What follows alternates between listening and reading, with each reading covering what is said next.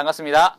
오늘도 하나님의 말씀을 통해서 가정에서 말씀을 나누는 믿음의 공동체가 되기를 간절히 바라는 마음으로 우리가 함께 하나님 말씀을 나누겠습니다. 함께 읽으실 말씀은 마태복음 4장 8절부터 11절 말씀입니다. 마귀가 또 그를 데리고 지극히 높은 산으로 가서 천하만국과 그 영광을 보여 가로되 만일 내게 엎드려 경배하면 이 모든 것을 내게 주리라. 이에 예수께서 말씀하시되 사단아 물러가라. 기록되었으되 주 너의 하나님께 경배하고 다만 그를 섬기라 하였느니라. 이에 마귀는 예수를 떠나고 천사들이 나와서 수종드니라. 아멘. 우리는 보통 영적인 삶은 광야나 또한 사막 여행에 비유하는 경우들이 많이 있습니다. 주님을 따르라는 엄청난 초대에 응하는 어려운 결정을 내릴 때, 즉 하나님께 예라고 순종하고 그 대답을 할 때에 믿음의 여정은 우리 가운데 시작이 됩니다. 여정 내내 광야의 시험이 계속될 것입니다. 우리는 대부분 예수 그리스도를 믿고 예수 그리스도 앞에 순종하는 삶을 산다라고 했을 때에 모든 것이 평탄하게 열릴 것 같지만 실제로 예하는 그 순간부터 우리에게는 이 광야와 같은 삶들이 놓이게 됩니다. 오늘날 예수님께 헌신하기로 한 그리스도인들은 점점 더 극심해져 가는 시험에 놀라기도 합니다. 예수님의 광야 시험 이야기는 헌신에는 고난이 따른다는 중요한 가르침을 우리 가운데 보여줍니다. 심지어 고난은 신실함의 시험대가 또한 되기도 한다라는 것입니다. 제자들을 다시 한번 보게 되면요. 첫 번째로 제자들이 그물을 버리고 예수님을 따랐을 때에 아마도 그들은 자신들에게 닥칠 고난은 예상하지 못했을 것입니다. 기독교 전승은 한 명을 제외하고 모든 제자가 순교했다라고 그렇게 전해지고 있습니다. 하나님께 예라고 대답하면 대가를 치러야 한다라는 것입니다. 이것은 오늘날 우리들에게도 마찬가지입니다. 시험에서 승리하는 경험을 하면 더욱 강해집니다. 그렇기 때문에 그리스도를 따르면서 겪는 역경과 고난에도 불구하고 계속해서 하나님께 예라고 대답할 수 있어야 됩니다. 오늘 이 말씀을 통해서 우리는 광야 시험을 신실하게 이기신 바로 예수님을 보게 될 것입니다.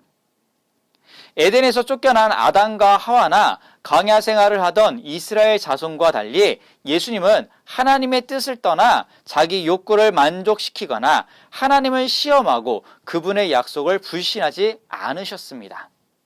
이 땅에서 영광을 성취하는 대신에 오직 십자가만 바라보며 사악한 자의 시험에서 승리하셨다라는 것입니다.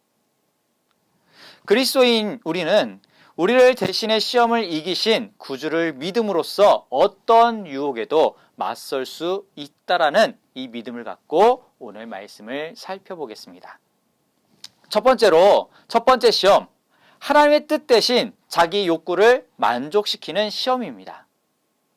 많은 사람이 시간에 맞춰 약을 먹듯이 성경을 읽는 경향들이 있습니다.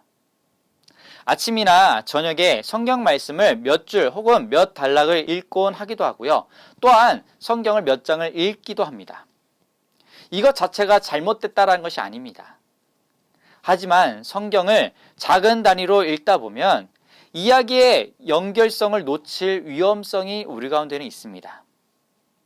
이야기의 연결성을 잘 파악하려면 작은 단위보다 큰 단위로 한번 읽는 것이 좋습니다.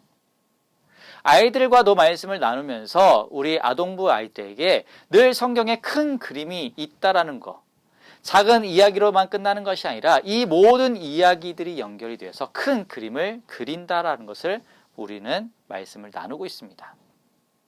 우리가 이전 말씀을 다루었던 예수님의 세례 이야기와 그리고 이번에 다룰 광야의 시험 이야기가 좋은 예입니다. 이 두 이야기는 나누어서 다루어지고 있지만 두 이야기 중 하나를 모르면 전체를 제대로 이해할 수 없게 됩니다. 예수님이 세례를 받으실 때 성부 하나님이 사랑하는 아들로 예수님의 정체성을 확인시켜 주셨습니다. 또 한편 성령님이 비둘기같이 그분 위에 내리셨습니다. 그런데 바로 그 성령이 예수님을 광야의 시험대로 이끄셨습니다. 자연스럽게도 예수님의 첫 번째 시험은 하나님의 아들이라는 그 정체성에 관련된 바로 시험이었습니다. 이것은 예수님이 세례에서 들었던 말씀과 관련이 되어 있습니다. 복음서 기자는 예수님이 요단강에서 세례를 받으신 이야기와 광야에서 시험을 받으신 이야기를 하나로 엮고 있습니다. 세례는 광야로 가는 바로 관문이었던 것입니다.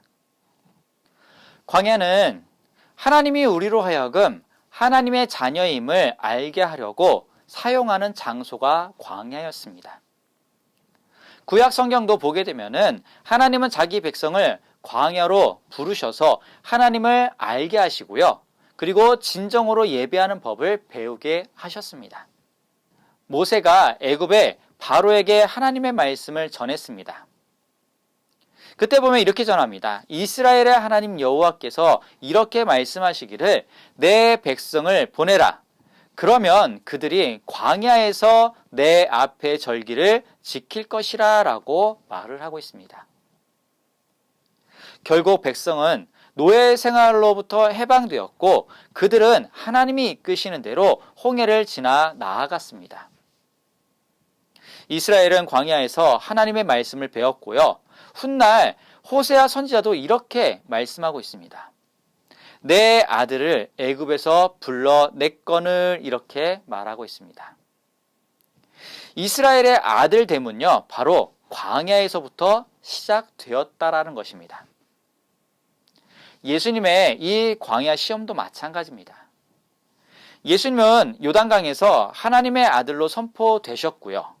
그리고 광야 시험에서 순종을 보이심으로써 하나님 아버지와의 관계를 더욱더 견고하게 하셨습니다. 하나님의 자녀가 된다라는 것의 의미를 보여주는 사건이 바로 이 시험 사건입니다. 우리도 마찬가지입니다. 우리는 정상에서 바닥으로 떨어지거나 좋은 시절을 지나 광야 같은 고난의 때를 들어가곤 합니다. 왜냐하면 오직 영적인 광야에서만 하나님의 가치를 배울 수 있기 때문입니다. 오직 그곳에서만 어려운 때에 하나님을 신뢰하는 법을 배우고요. 그리고 하나님의 아들, 딸로서의 그 정체성을 다시 한번 확인할 수 있게 됩니다. 사단은 예수님을 공격하는 첫 마디부터 자신의 의도를 분명히 나타내고 있습니다. 사단은 이렇게 말을 하고 있습니다. 네가 만일 하나님의 아들이거든. 예수님을 시험하는 사단의 전략을 알기 위해서는 그의 첫 마디부터 우리는 파악해야 됩니다. 사단은 예수님으로 하여금 자신의 정체성을 의심하게끔 했고요. 금식코 줄이고 지친 예수님의 식욕을 자극하기 시작합니다. 우리가 잘 알다시피 예수님은요, 이 광야에서 40일간 금식기도 했습니다. 사단은 예수님이 가장 연약하신 순간에 바로 공격했습니다. 40일간 금식했다고 상상을 우리가 해보시기 바랍니다. 먹을 것에 관한 생각이 얼마나 간절했는지를요. 돌들도 떡덩이가 되게 하라라는 유혹에는 음식이 사람에게 꼭 필요한 요소라는 전제를 깔고 있습니다. 그러나 예수님은 그렇지 않다라고 대답하십니다. 세 가지 시험마다 예수님은 신명기 말씀을 인용하셨는데 여기에는 사람이 떡으로만 살 것이 아니오라는 신명기 8장 3절 말씀을 인용하십니다. 떡은 육신의 생명을 위해 필요한 음식입니다. 그러나 영의 생명이 떡보다 더 중요합니다. 영적 생명은 하나님의 말씀으로만 채워질 수 있습니다. 하나님의 아들이신 예수님은 비록 육신은 굶을지라도 요단강에서 자기 위에 내려진 말씀으로 영이 채워졌음을 아셨습니다. 이는 내 사랑하는 아들이요 내 기뻐하는 자라. 예수님은 분명히 자신이 누구인지를 분명히 알고 계십니다. 예수님은 광야에서 굶주림으로써 구걸하는 자가 아니라 성부 하나님의 말씀으로 기뻐하는 아들이셨습니다. 돌들로 떡덩이가 되게 하라라는 시험을 이기신 예수님의 이야기는 두 가지 장면을 우리 가운데 떠올리게끔 합니다. 그 첫 번째 장면에서 아담과 하와가 필요한 모든 음식이 채워져 있는 동산에서 살고 있었습니다. 그런데 뱀이 그들을 하나님이 금하신 나무로 이끌었습니다. 나무의 열매가 먹음직해 보였고요. 결국 그들은 하나님의 명령을 거역하고 낙원에서 추방되었습니다. 두 번째 장면은 이스라엘 자손이 말 그대로 광야에서 방황하고 있었습니다. 그러나 하나님의 공급하심이 어딜 가나 늘 그들 가운데 있었습니다. 그들은 하늘에서 내린 만나와 메추라기를 먹었고요. 사막에서 바위가 기적처럼 내는 물을 마시기도 했습니다. 적들이 위협하면 하나님이 나서서 자기 백성을 보호해 주셨고요. 이러한 모든 공급하심과 보호하심에도 불구하고 이스라엘 백성들은 하나님께 늘 불평했습니다. 그래서 적과 꿀이 흐르는 약속의 땅에 들어가는 대신 광야에 머물러야만 됐습니다. 아담과 하와나 이스라엘처럼 우리도 하나님의 모든 것을 공급해 주심에도 불구하고 신실하지 못한 경향이 우리들 가운데 있습니다. 예수님이 받으신 첫 번째 시험 이야기는 예수님이 하나님의 공급하심을 끝까지 신뢰하셨다는 것을 바로 보여주고 계십니다. 우리는 주님의 승리에 힘입어 그분의 발자취를 또한 따르는 사람들입니다. 우리 역시 예수님처럼요, 늘 하나님의 말씀을 신뢰하고요, 그분께서 늘 공급해 주신다는 그 말씀만을 붙들고 살아가는, 그리고 우리의 영적인, 우리 영을 살리는 하나님의 말씀을 더욱더 믿고 살아가는 우리 모두가 되기를 간절히 소망합니다. 자, 그리고 두 번째로 하나님을 시험하고 그분의 약속을 의심하라라는 시험을 받게 됩니다. 두 번째 시험에서 사단의 공격은요, 이 앞의 공격보다 더 강한 공격이었습니다. 예수님이 육신의 욕구에 대한 시험에서 조금 더 흔들리지 않자 사단은요, 그 전략을 바꿉니다. 그는 예수님이 하나님의 약속을 의심하기를 바랬습니다. 사단이 예수님을 성전 꼭대기로 데려갔고요. 헤롯 성전은 굉장한 곳이었습니다. 어느 랍비가 이렇게 얘기합니다. 이 성전을 보지 못한 사람은 진정한 아름다움을 보지 못한 것이다 라고 말할 정도로 헤롯의 성전은 굉장했습니다. 빛나는 흰색 대리석과 그리고 금박으로 축조된 성전은 웅장함과 화려함의 극치를 보여주고 있습니다. 태양이 성전을 강렬하게 비추면 그 광채로 인해 눈길을 돌려야 할 정도로 그 성전은 대단했습니다. 사단이 지금 그곳에 예수님을 그 웅장한 성전 꼭대기로 데려갔습니다. 예수님이 첫 번째 시험에서 조금 더 흔들리지 않자 전략을 바꿨는데, 여기에서 사단은요, 하나님은 그의 사랑하시는 이를 보호하신다라는 내용 시편 91편 11절과 12절의 말씀을 인용하기 시작합니다. 사단은 예수님이 이 두 구절을 전체 맥락과 상관없이 따로 떼어 이해하도록 의도했습니다.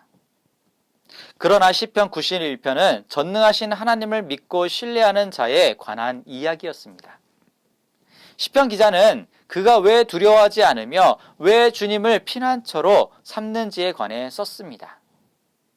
간단히 말해서 시편 91편은요, 하나님을 전적으로 신뢰하는 사람의 노래입니다.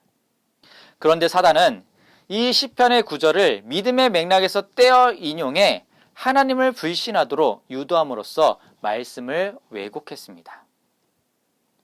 예수님이 성전 꼭대기에서 뛰어내리신다면 그것은 곧 하나님을 시험하는 것입니다. 하나님의 아들이라는 징표를 보여달라고 요청하는 것이기 때문에 이것은 하나님을 시험하는 것입니다.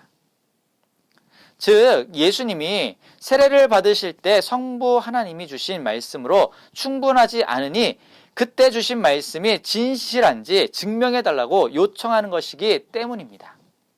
즉 예수님이 세례를 받으실 때 성부 하나님이 주신 그 말씀만으로 충분하지 않기 때문에 그때 주신 말씀이 진실한지 증명해달라고 요청하는 것 때문에 이것은 바로 하나님을 시험하는 것입니다. 이번에도 예수님은요, 너희의 하나님 여호와를 시험하지 말라라는 신명기의 말씀을 인용해서 대답했습니다. 예수님이 받으시는 이야기는 삶의 광야에서 겪는 고통을 이해하는 데 도움이 됩니다. 하나님의 말씀이야말로 확신의 근거가 됩니다. 말씀에 대한 믿음과 신뢰가 사탄의 계속되는 거짓말을 이겨낼 힘이 됩니다. 사탄은 언제나 우리의 마음에 의심의 씨앗을 심으려고 합니다. 하나님을 신뢰할 수 없다고 의심하게 합니다. 예수님이 걸어가신 순종의 삶은 어떠한 상황 속에서도 예수님만이 신뢰할 수 있는 분임을 끊임없이 상기시켜 줍니다. 사단은 정죄와 혼란의 씨앗을 심지만 하나님의 말씀이 우리를 격려하고요, 하나님을 밝히 알도록 인도합니다. 사단은 아주 작은 의심만 보여도요, 우리 마음에 불쑥 밀고 들어옵니다. 그러나 우리가 하나님의 말씀 안에서 그분과 끊임없이 교제하고 예수님과 동행한다면 사단을 능히 우리도 이길 수 있습니다. 세 번째로, 십자가는 잊고 스스로 영광을 취하라라는 이 시험이 예수님 앞에 찾아옵니다. 마지막 시험에서 사단이 예수님에게 솔깃한 제안을 합니다. 메시아로 부르신 하나님의 뜻을 성취하는 대신에 자신에게 엎드려 경배함으로써 높임을 받는 지름길을 택하라는 것입니다. 예수님이 받으실 영광은 십자가를 통해서, 그리고 십자가의 죽음과 부활을 통해서 그 영광을 얻게 됩니다. 다시 말씀드리면요, 예수님께서 누리실 그 영광은요, 그 고통을 이겨내야 됩니다. 하지만 사단은 지금 예수님에게 그 십자가의 길, 어려운 길을 걸어가지 말고 그냥 나에게 경배만 하면 이와 같은 영광이 너에게 주어진다라는 유혹인 것입니다. 사단은 예수님을 높은 산으로 데려갔고요, 그곳에서 예수님은 세상 모든 나라를 훑어보셨습니다. 사단의 목적은요, 분명합니다. 예수님이 이 모든 권세를 얻기 위해 자기 발 앞에 무릎 꿇게 하는 것입니다. 앞서서 우리가 말했듯이요, 광야는 참 예배에 관해 배우는 것이 광야입니다. 예수님은 40일 밤낮을 광야에서 지내셨고요, 사단은 성경 말씀을 인용해 시험하던 전략을 버리고 이번에는 직접 보여주며 유혹하기 시작합니다. 이 마지막 유혹은요, 만일 내게 엎드려 경배하면 이 모든 것을 내게 주리라 라는 간교한 뱀의 소리였습니다. 하지만 예수님은 자신이 누구인지를 분명히 아셨습니다.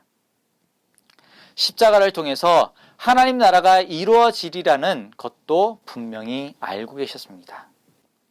하나님 나라는 스스로 높아지는 데서가 아니라 스스로 희생하는 데서 세워지는 것을 알고 계셨습니다. 또한 자신이 하나님의 아들임을 아는 데서 영광이 흘러나오는 것을 아셨습니다. 그래서 예수님은요, 다시 한번 내 하나님 여호와를 경외하며 그를 섬기며 그의 이름으로 맹세할 것이라는 신명기 말씀을 인용하시면서 대답하셨습니다.